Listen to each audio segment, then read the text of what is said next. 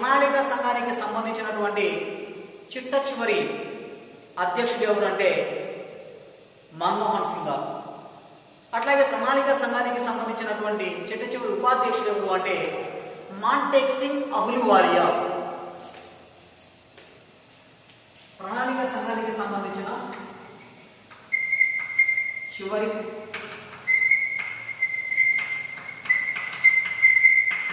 సంఘ అధ్యక్షుడు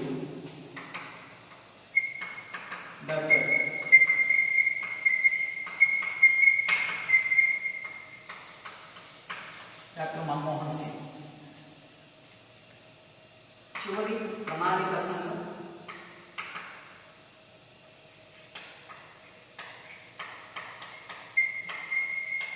ఉపాధ్యక్షుడు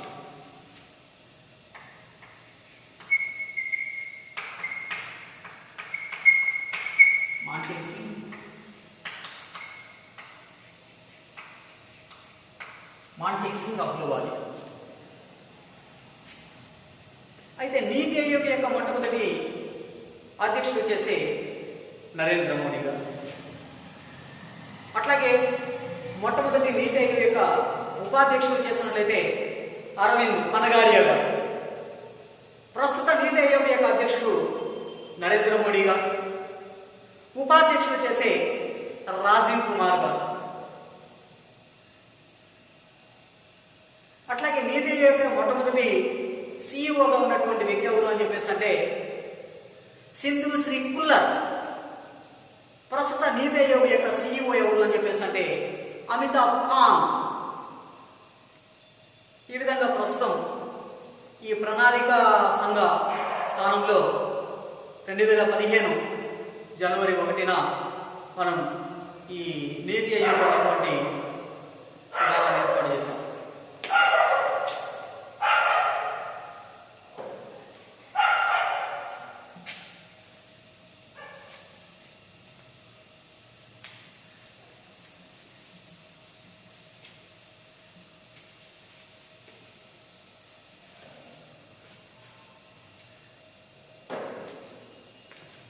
నెక్స్ట్ పోతే NDC.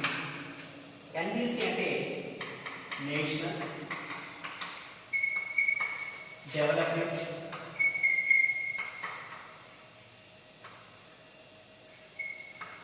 Council. NDC means national development council. దీని తెలుగులో జాతీయ అభివృద్ధి మండలి. ఇది మన దేశంలో 1952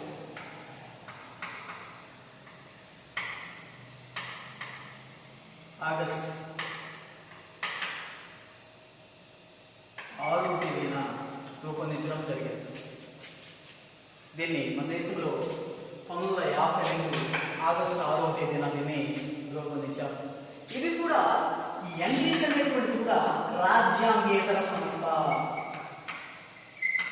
రాజ్యాంగేతర మరియు శాసనేతర సంస్థ.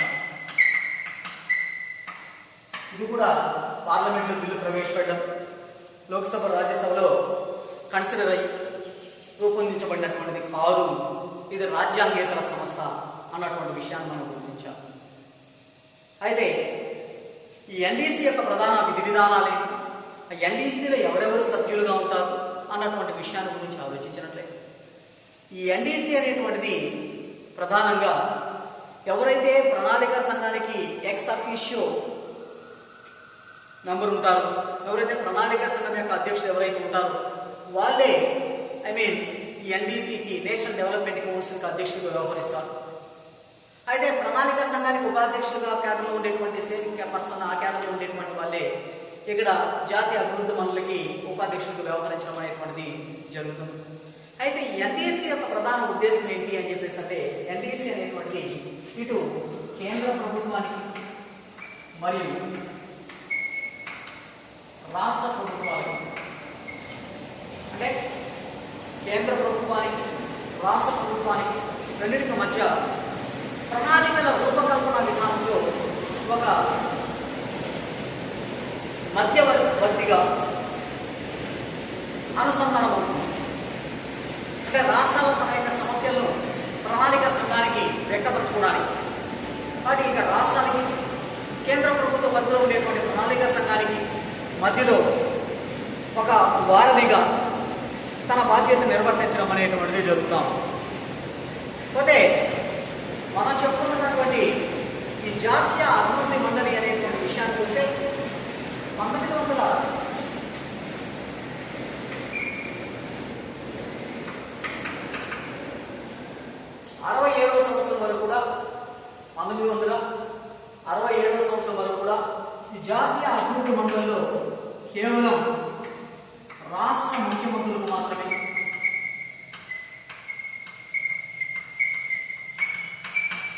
ముఖ్యమంత్రులకు మాత్రమే ప్రాధాన్యత ఉండేది.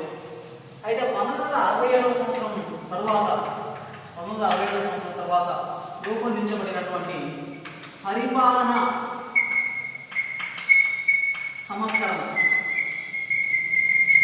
పరిపాలన సంస్కరణలో భాగంగా కొన్ని మార్పులు చేర్పులు చేశారు. ఇక్కడ మేజర్గా 1967వ సంవత్సరం తర్వాత జాతీయ అభివృద్ధి మండలిలో కేవలం రాష్ట్రాల ముఖ్యమంత్రులే కాకుండా కేంద్ర పాలిత ప్రాంతాల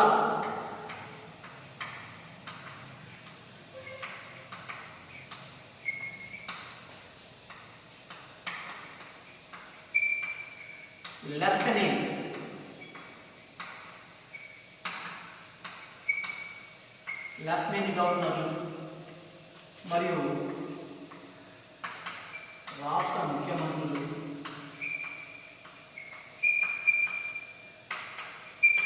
మరియు కేంద్ర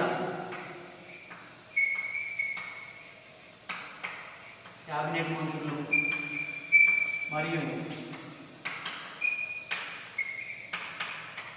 ప్రణాళికా సంఘ సభ్యులు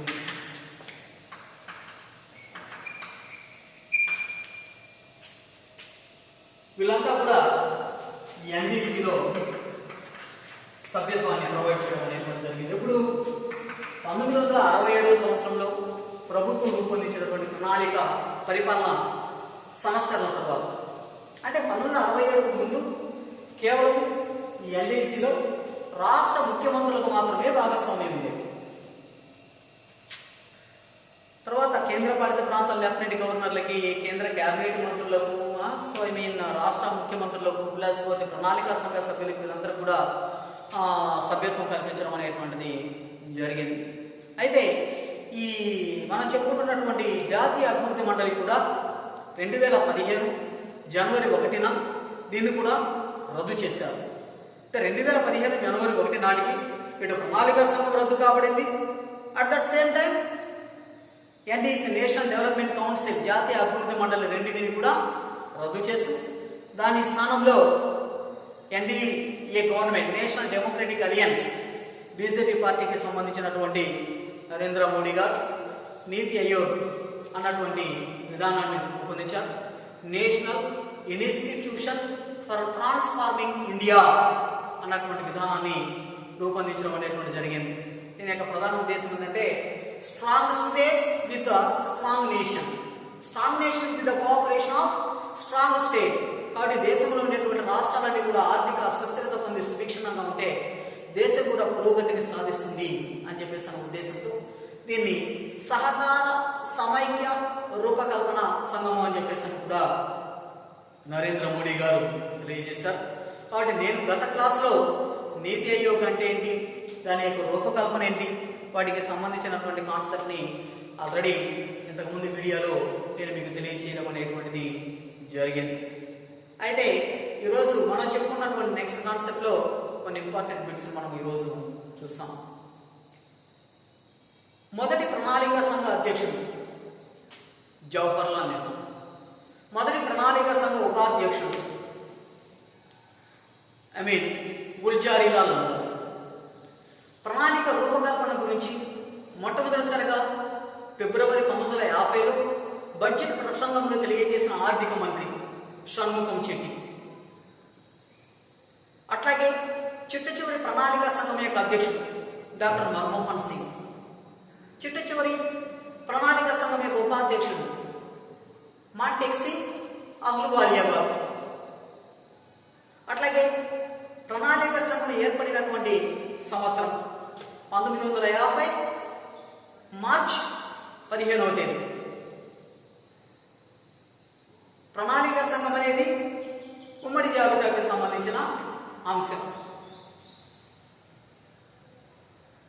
నెక్స్ట్ ఎన్డీసీ ఏర్పడినటువంటి సంవత్సరం 1952 ఆగస్ట్ 6వ తేదీ. ఇది కూడా రాజ్యాంగేతర శాసనేతర సంస్థ. ఎప్పటి నుంచి కేంద్రపాలిత ప్రాంతాల గవర్నర్లకు వీళ్ళందరూ కూడా సభ్యత్వం కల్పించడం జరిగింది? 1967వ సంవత్సరంలో ప్రణాళిక పరిపాలన సంస్కరణల తరువాత ఈ ఎన్డీసీలో రాష్ట్రాల ముఖ్యమంత్రులతో పాటుగా కేంద్రపాలిత ప్రాంతాల లెఫ్టినెంట్ గవర్నర్లకు అయితేనేమి, ప్రణాళిక సంఘ సభ్యులకు అయితేనేమి, కేంద్ర కేబినెట్ మంత్రులకు అయితేనేమి, సో వీళ్ళందరూ కూడా ఎన్డీసీలో సభ్యత్వాన్ని కల్పించడం అనేది జరిగింది. అయితే ఒక విషయాన్ని మనం గమనించాలి. కేంద్ర ప్రణాళిక సంఘము రూపొందించినటువంటి ఒక ప్రణాళికను అమలు పరచాలి అంటే ఎవరి అనుమతి అవసరం? జాతీయ అభివృద్ధి మండలి యొక్క అనుమతి చాలా అవసరం. జాతీయ అభివృద్ధి మండలి అనుమతి పొందిన తరువాతనే ప్రణాళిక సంఘం రూపొందించినటువంటి ప్రణాళికను చట్టబద్ధంగా అమలుపరచడానికి అవకాశం ఉంది. ఆ విషయాన్ని మనం గమనించాలి. ఇది జాతీయ అభివృద్ధి మండలి యొక్క ప్రధానమైనటువంటి ఫంక్షన్, మేజర్ ఫంక్షన్. కాబట్టి ప్రణాళిక సంఘం రూపొందించినటువంటి ప్రణాళిక అమలు చేయాలి అంటే తప్పనిసరిగా అది ఎవరు ఆమోదం పొందాలి? జాతీయ అభివృద్ధి మండలి యొక్క అనుమతి పొందిన తరువాతనే అది ప్రణాళికగా చట్టబద్ధంగా అమలుపరచడానికి అవకాశం ఉంది అన్నటువంటి విషయాన్ని మనము గుర్తించాలి. అయితే మనం చెప్పుకున్నటువంటి కాన్సెప్ట్లో ప్రణాళికలు స్వతంత్రానికి పూర్వం తర్వాత నుంచి ఎట్లాగా వాల్యూడ్ అవుతూ రావడం జరిగింది. అట్లాగే ప్రణాళిక సంఘం అంటే ఏంటి, అట్లానే జాతీయ అభివృద్ధి మండలి అంటే ఏమి, సో వాటికి సంబంధించిన కాన్సెప్ట్ని నేను మీతో మాట్లాడాను. తర్వాత పోతే నెక్స్ట్ కాన్సెప్ట్ వచ్చేసి ప్రణాళికలు, అందులో ఉండేటువంటి రకాలన్నీ అన్నటువంటి విధానాన్ని గురించి కూడా మాట్లాడతాం.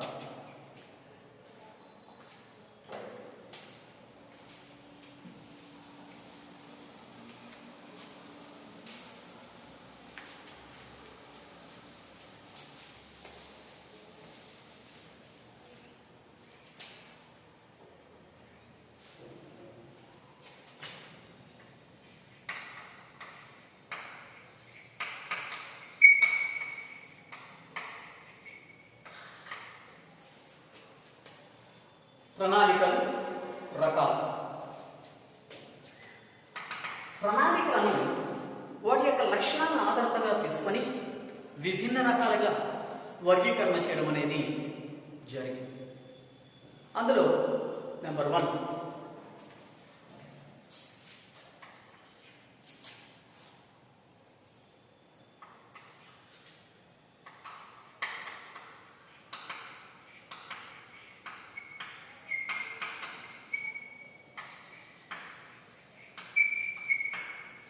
ప్రభుత్వ జోక్యం. The government involvement. ప్రభుత్వ జోక్యం ఆధారంగా తీసుకొని ప్రణాళికలను 2 రకాలుగా వర్గీకరణ చేయడం అనేటువంటిది జరిగింది. ఒకటి ఆదేశాత్మక లేదా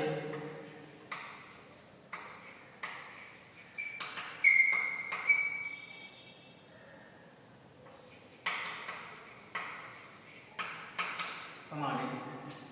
రెండోది వచ్చేసినట్లయితే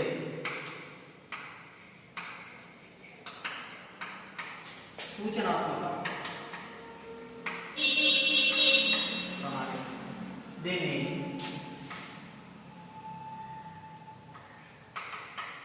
ప్లాన్ బై డైరెక్షన్ ఆర్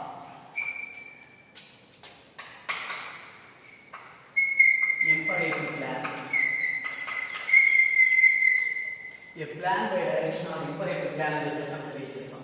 సూచనాత్మక ప్రణాళికని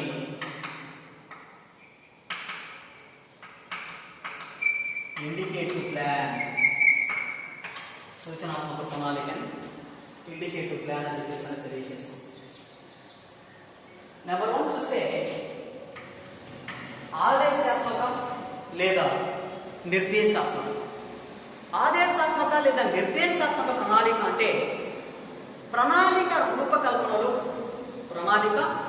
రూపకల్పనలు మొత్తం అజమాయిషి అంతా కూడా ప్రభుత్వ ఆధ్వర్యంలో ఉండి వినియోగదారునికి స్వేచ్ఛ లేకుండా, అంటే ప్రైవేట్ వ్యక్తుల యొక్క ఇన్వాల్వ్మెంట్ లేకుండా ఉత్పత్తి కార్యకలాపాలు ప్రణాళిక రూపకల్పన అంతా కూడా ప్రభుత్వ అజమాయిషిలో కొనసాగుతూ ఉంటే ఆ తరహా ప్రణాళిక విధానాన్ని మనం ఆదేశాత్మక లేదా నిర్దేశాత్మక ప్రణాళిక, దీనిని plan by direction are imperative plan అని తెలియజేస్తాం. ఈ తరహా ఆదేశాత్మక ప్రణాళిక విధానాన్ని, ఆదేశాత్మక ప్రణాళిక అనేటువంటిది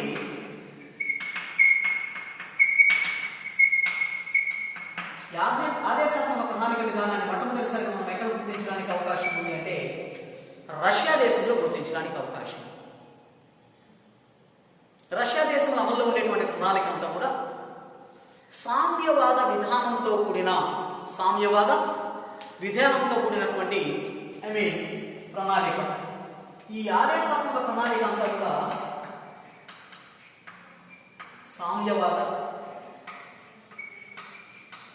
సామ్యవాద విధానంతో అనుసంబంధితమైనటువంటి ప్రణాళికగా మనం గుర్తించడం అనేటువంటిది జరిగింది.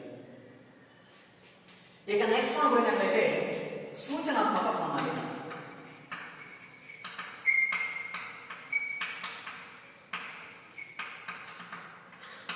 సూచనాత్మక ప్రణాళిక, this is the indicative planning system.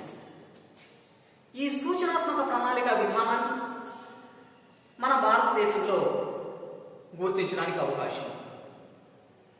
అయితే ఈ సూచనాత్మక ప్రణాళిక అంటే ప్రభుత్వంతో పాటు ప్రైవేట్ వ్యక్తులకు కూడా ఇక్కడ భాగస్వామ్యాన్ని కల్పించేటటువంటి ప్రణాళిక ఏంటి అని చెప్పేసి అంటే సూచనాత్మక ప్రణాళిక, దీన్ని ఇండికేటివ్ ప్లాన్ అని చెప్పేసి అంటాం. ఈ సూచనాత్మక ప్రణాళికను మొదటిసారిగా రూపొందించినటువంటి దేశం, మొదటిసారిగా ప్రవేశపెట్టినటువంటి దేశం ఏంటంటే ఫ్రాన్స్. మొట్టమొదటిసారిగా ప్రవేశపెట్టినటువంటి దేశం వచ్చేసి ఫ్రాన్స్. ఫ్రాన్స్ దేశంలో 1947, 1950 ఈ గడువు కాలంలో మనము ఈ సూచనాత్మక ప్రణాళిక విధానాన్ని ప్రవేశపెట్టడం అనేది జరిగింది. అయితే మన భారతదేశంలో ఈ సూచనాత్మక ప్రణాళిక విధానాన్ని ఏ కాలం నుంచి మన భారతదేశంలో అమలు చేస్తున్నారు అన్నటువంటి విషయాన్ని గురించి ఆలోచించినట్లయితే మన దేశంలో ఈ సూచనాత్మక ప్రణాళిక విధానాన్ని చాలా ఇంపార్టెంట్ పెట్టింది. ఈ సూచనాత్మక ప్రణాళిక విధానాన్ని మన దేశంలో 8 5-year ప్లాన్,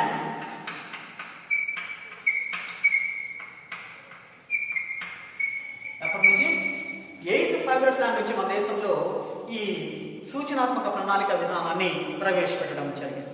అంటే సూచనాత్మక ప్రణాళిక గడువు కాలం నుంచే 1992 నుంచి 1997 వరకు ఉన్నటువంటి గడువు కాలాన్ని మనము 8వ పంచవర్ష ప్రణాళిక అంటాం. 8వ పంచవర్ష ప్రణాళిక కాలం నుంచి మన దేశంలో ప్రభుత్వ రంగంతో పాటు ప్రైవేట్ రంగానికి కూడా ప్రాధాన్యతనిచ్చాం. వాటిపై విధించినటువంటి కొన్ని ప్రత్యేకమైనటువంటి చట్టాలను కూడా, నియమ నిబంధనలు, కఠినమైన నిబంధనలు కూడా రద్దు చేశాం. వాటికి కొంత లైసెన్స్లను ఫ్రీగా మంజూరు చేయడం, అట్లాగే వాళ్ళకు కావాల్సినటువంటి మూలధన కల్పనని కొంత ప్రభుత్వం నుంచి తక్కువ వడ్డీ రేటుకి ప్రొవైడ్ చేయడం, వాటి ప్రైవేట్ రంగాన్ని కూడా మెరుగుపరిచేటటువంటి దిశగా ప్రభుత్వం అవకాశం కల్పించింది. సో మన దేశంలో ఎల్పిజి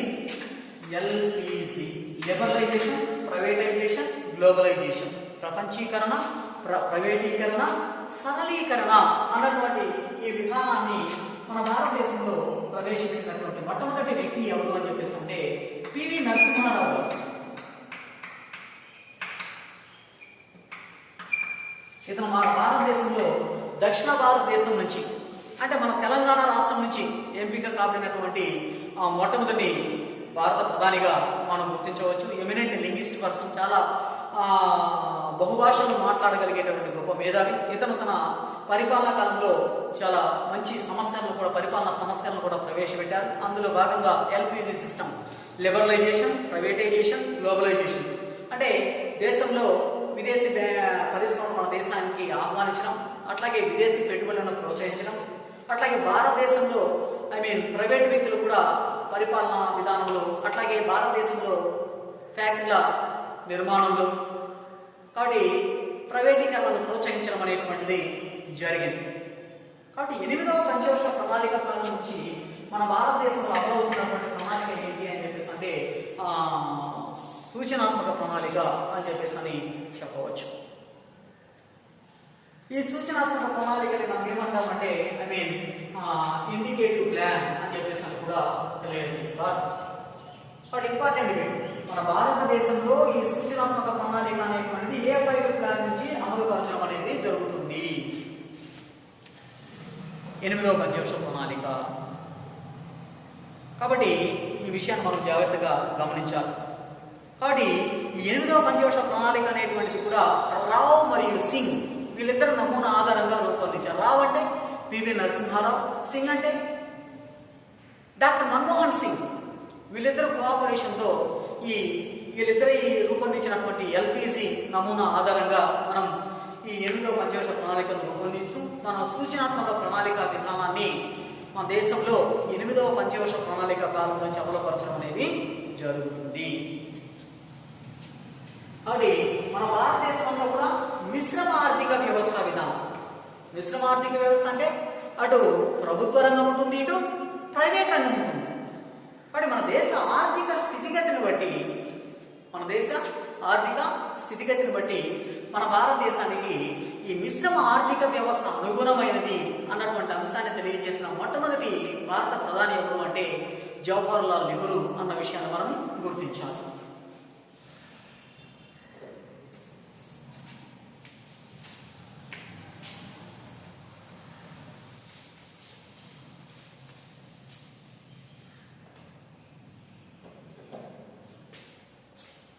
నెక్స్ట్ పోతే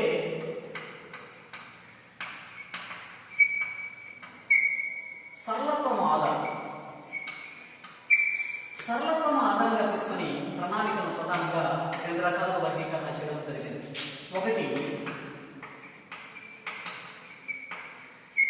స్థిర ప్రణాళిక, రెండోది చేసినట్లయితే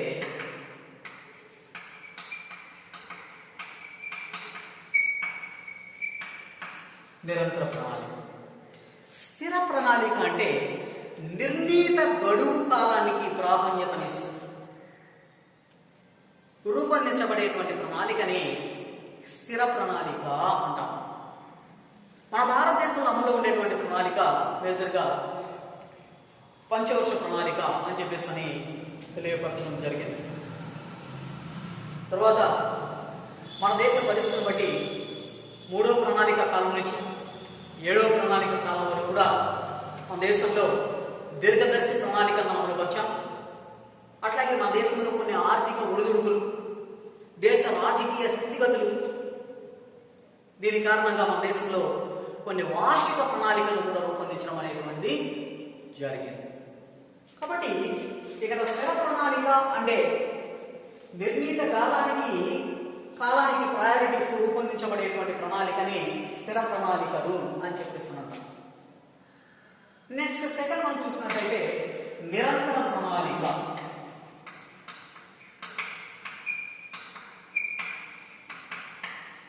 నిరంతర ప్రణాళిక చాలా ఇంపార్టెంట్ టాపిక్, ఇది కొంచెం జాగ్రత్తగా చూద్దాం. నిరంతర ప్రణాళిక అంటే ఈ ప్రణాళిక విధానాన్ని మన భారతదేశంలో మొట్టమొదటిసారిగా 1978వ సంవత్సరంలో ప్రవేశపెట్టారు. ప్రవేశపెట్టినటువంటి వ్యక్తి ఎవరంటే మొరార్జీ దేశాయ్. ఇతను మొట్టమొదటి కాంగ్రెస్ ఇతర ప్రధాని, జనతా పార్టీకి సంబంధించినటువంటి మొరార్జీ దేశాయ్ గారు మన భారతదేశం మొదటిసారిగా ఈ నిరంతర ప్రణాళిక విధానాన్ని ప్రవేశపెట్టడం అనేటువంటిది జరిగింది. అయితే ఈ నిరంతర ప్రణాళిక గడువుకాలం వచ్చేసి 1975 నుంచి 1983 అని చెప్పేసి నిర్ణయించారు. అయితే మొరార్జీ దేశాయ్ గారు 5వ పంచవర్ష ప్రణాళికగా ఉన్నటువంటి 1974 నుంచి 1979 వరకు ఉన్నటువంటి ఫిఫ్త్ ప్లాన్ ఏదైతే ఉందో ఈ 5వ పంచవర్ష ప్రణాళిక ఒక సంవత్సరం ముందుగానే ఆపివేసి 1978 సంవత్సరంలో అతను ఈ నిరంతర ప్రణాళికను రూపొందించడం అనేటువంటిది జరిగింది. ఒక సంవత్సరం ముందుగా ఆపివేసిన ప్రణాళిక ఏంటి భారతదేశంలో? ఏ పంచవర్ష ప్రణాళిక? అది 5వ పంచవర్ష ప్రణాళిక. ఆ స్థానంలో నిరంతర ప్రణాళిక విధానాన్ని 1978 సంవత్సరంలో జనతా పార్టీకి సంబంధించినటువంటి మొట్టమొదటి ప్రధానిగా పేరు పొందిన మొరార్జీ దేశాయ్ గారు మన దేశంలో మొదటిసారిగా ఈ రోలింగ్ ప్లాన్ నిరంతర ప్రణాళిక విధానాన్ని రూపొందించడం అనేటువంటిది జరిగింది. నిరంతర ప్రణాళిక అంటే ఏంటి అంటే, నిరంతర ప్రణాళిక అంటే గత సంవత్సరం యొక్క అంశాలను వదిలేసి భవిష్యత్తు యొక్క మన దేశ ఆర్థిక స్థితిగతులు, రాజకీయ స్థితిగతులు, ప్రజల సమస్యలను, అప్పుడున్నటువంటి సాంకేతిక స్థితిగతులను దృష్టిలో ఉంచుకొని ఒక నవకల్పన ధోరణితో పథకాలను రూపొందించుకొని ముందుకు పోయేటటువంటి విధానాన్ని నిరంతర ప్రణాళిక అంటారు. గత సంవత్సరం యొక్క అంశాలు వదిలేసి భవిష్యత్తులో జరగబోయేటటువంటి సంవత్సరం యొక్క దేశ రాజకీయ, ఆర్థిక, సాంకేతిక స్థితిగతులకు అనుసంబంధితంగా పథకాలను, ప్రణాళికలను రూపకల్పన చేసి సాంకేతిక పురోగతికి అనుసంబంధితంగా ఇన్నోవేటెడ్ ఐడియాస్ ముందుకు పోయేటటువంటి విధానాన్ని నిరంతర ప్రణాళిక అని చెప్పేసి తెలియజేశాను. ఈ నిరంతర ప్రణాళిక విధానాన్ని ప్రపంచంలో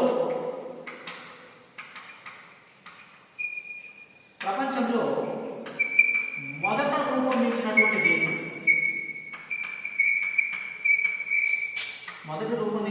ఏంటంటే నెదర్లాండ్.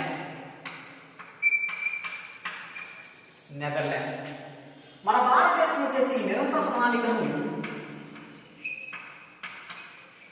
స్వీడన్ దేశం నుంచి, స్వీడన్ దేశంలో మొట్టమొదటిసారిగా గున్నార్ మిర్హాల్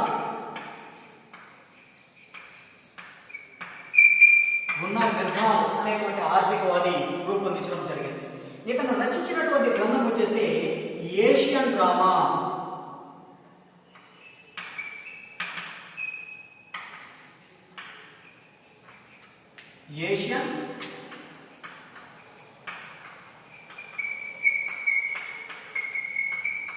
ఏషియన్ డ్రామా అనేటువంటి బుక్ను కూడా రాసినటువంటి ఘనత, పబ్లిష్ చేసినటువంటి ఘనత గున్నార్ మిర్హాల్కు దక్కింది. ఇతను గొప్ప వ్యక్తి. ఇతను స్వీడన్ దేశానికి సంబంధించినటువంటి ఆర్థికవాది. కానీ మన దేశంలో స్వీడన్ దేశం యొక్క నిరంతర ప్రణాళిక విధి విధానానికి ఇన్స్పైర్ అయ్యి మన భారతదేశంలో 8వ పంచవర్ష ప్రణాళిక కాలంలో మొరార్జీ దేశాయ్ కోఆపరేషన్లో మన దేశంలో రూపొందించడం జరిగింది. మన దేశంలో నిరంతర ప్రణాళిక రూపకల్పనకు దోహదపడినటువంటి ఆర్థికవాది ఎవరు అని చెప్పేసి అంటే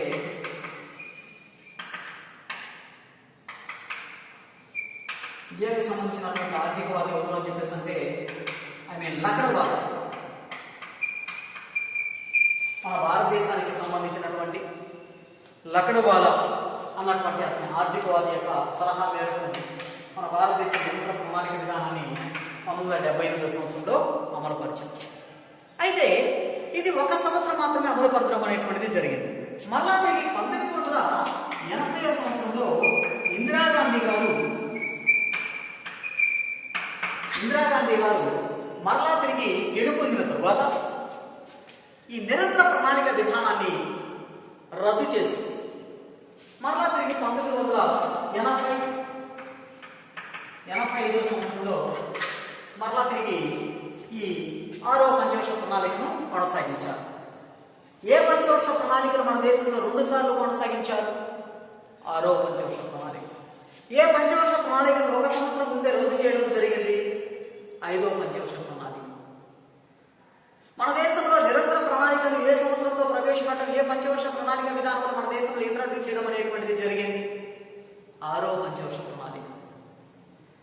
సూచనాత్మక ప్రణాళికను ప్రవేశపెట్టినది ఏ పంచవర్ష ప్రణాళిక? 8వ పంచవర్ష ప్రణాళిక. ఈ విషయాన్ని చాలా జాగ్రత్తగా గుర్తుంచుకోవాలి. కాబట్టి మనం చెప్పుకున్నటువంటి నిరంతర ప్రణాళిక విధానాన్ని ఏ పంచవర్ష ప్రణాళిక కాలంలో ప్రవేశపెట్టారు? 6వ పంచవర్ష ప్రణాళిక. మన భారతదేశంలో దీని యొక్క రూపశిల్పి మొరార్జీ దేశాయ్. మన దేశంలో ప్రవేశపెట్టిన ఆర్థికవాది లకడబాల. మనం ఏ దేశం నుంచి తీసుకోవడం జరిగింది దీన్ని? స్వీడన్. స్వీడన్ దేశంలో నిరంతర ప్రణాళిక రూపొందించినటువంటి ఆర్థికవాది గున్నార్ మిర్దాల్.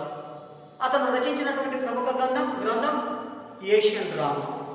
ప్రపంచంలో మొదటిసారిగా ఈ నిరంతర ప్రణాళిక విధానాన్ని ప్రవేశపెట్టినటువంటి మొట్టమొదటి దేశం నెదర్లాండ్. సో ఈ విషయాన్ని మీరు కొంచెం జాగ్రత్తగా గుర్తుంచుకోవాల్సినటువంటి అవసరం, ఆవశ్యకత. సో మనం సరళత్వం ఆధారంగా తీసుకునే ప్రణాళికలు స్థిర ప్రణాళికలు అని చెప్పేసాను, నిరంతర ప్రణాళికలు అని చెప్పేసాను. వాటికి సంబంధించినటువంటి కాన్సెప్ట్ ని మీతో డిస్కస్ చేయడం జరిగింది.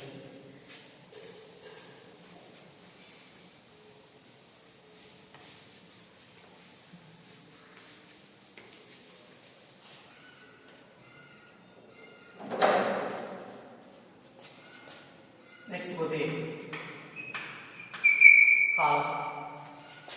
కాలం ఆధారితంగా కూడా పరిశ్రమని మనం కాలం ఆధారితంగా కూడా మన దేశంలో ప్రణాళికని విభిన్న రకాలుగా వర్గీకరణ చేయడం జరిగింది. ఒకటి వార్షిక ప్రణాళిక,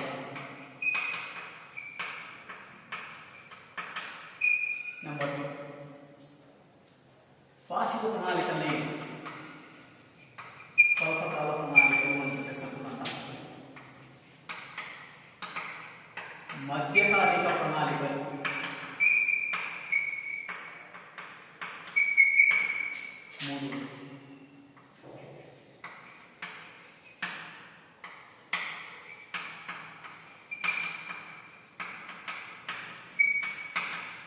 దీర్ఘకాలిక ప్రణాళిక. అంటే కాల వ్యవధిని ఆధారితంగా తీసుకునే ప్రణాళికలను బేసిక్గా 3 రకాలుగా వర్గీకరణ చేయడం అనేది జరిగింది.